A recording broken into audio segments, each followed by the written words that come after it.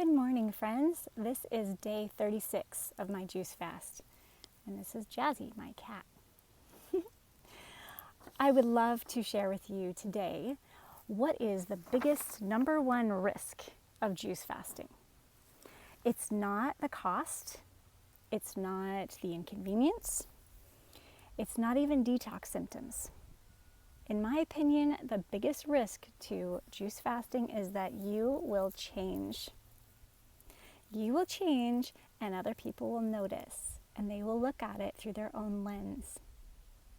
Your changing can sometimes upset the status quo, and it can feel a little threatening to those in our lives. Recently, I've had a few people in my life start pulling away a bit, and one of them said that they thought my personality had changed during this fast and that I was less joyful and less patient, which was a surprise to me because I feel like I am just bursting with energy and excitement for life, but maybe not earlier on.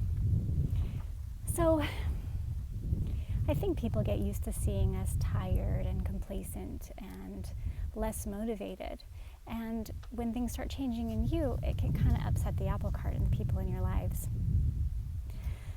So I concluded through a night of less sleeping than I really needed, mulling this over in my head, wondering if there was something there that I wasn't seeing. I concluded that the only thing we can do is the best thing so we can do, which is just to continue to trust God, continue to surrender ourselves to Him and our loved ones to Him and into His keeping, to be patient and understanding and not take things personally as other people adjust to our changes. Also, apologize where it's needed. So maybe we are a little impatient, maybe we are a little grumpy sometimes. We can just own it and apologize.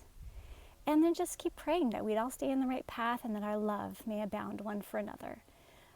I love the verse, 1 Timothy 4:8, which says, "Love covers a multitude of sins." So change and transition can be unsettling for those in our lives, and it can tempt us to maybe push the pause button in our own progress. But I would just encourage you, just hang in there, let the dust settle, and pretty soon new habits, new normals will form. And I just want to give you all a gift. I thank you so much for being on this journey with me. I have 4 days left, and it has been a wonderful experience, and I have had a great time sharing it with you. And I would love to give you a gift. So I've been working on a recipe for juice fast success.